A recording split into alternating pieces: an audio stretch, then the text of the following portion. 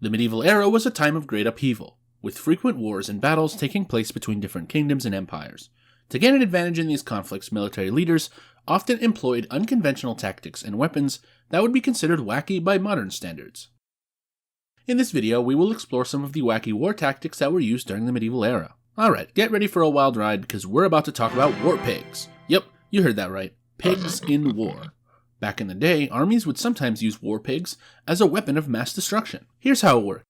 The pigs were coated in pitch, a sticky black substance that's kind of like tar. Then they would set the pigs on fire and release them into the enemy's territory. Can you imagine? Burning pigs running around everywhere, wreaking havoc? Now, you might be thinking, why on earth would they use pigs as a weapon? Well, it turns out that pigs are pretty darn smart. So the idea was that the pigs would run into the enemy's fortifications and start fires, causing chaos and confusion. But wait, there's more. Pigs are also known for their love of digging.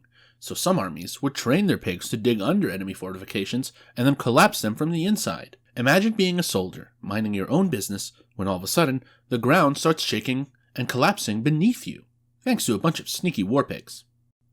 Sir, why are we charging into battle with a bunch of pigs? Because they're war pigs, my dear soldier. They'll cause chaos and confusion among the enemy lines. But sir, they're just pigs. How are they supposed to help us win this battle? Trust me, son. These pigs have been trained to attack the enemy soldiers and scare off their horses. The sight and smell of these pigs will be enough to throw the enemy off balance. What the heck's going on over there? Are they charging us with pigs? It appears so, but don't let your guard down. Those pigs could be carrying weapons or explosives. I never thought I'd see the day when pigs were our secret weapon in battle. Yeah, it's like something out of a Monty Python sketch. What's next, killer rabbits? Next is the Siege of Candia. So there was a super long battle between the Ottoman Empire and the Republic of Venice over a city called Candia. It went on for 21 years.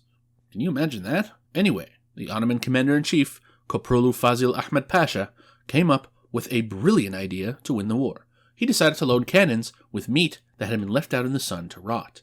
Yep, you heard that right. Rotten meat bombs. The idea was that the smell would be so awful that the Venetian defenders would lose their morale and be unable to fight back. And guess what? It worked. The Venetians couldn't handle the stench and surrendered to the Ottoman forces. Can you blame them? Apparently the smell was so bad that you could smell it from miles away.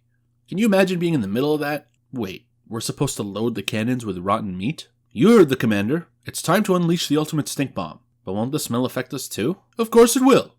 But sacrifices must be made for the greater good. Just think of the look on the enemy's faces when they get hit with our surprise attack.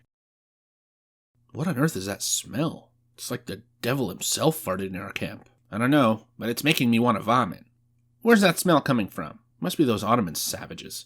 I heard they don't even know what soap is. Well, they certainly know how to make it stink.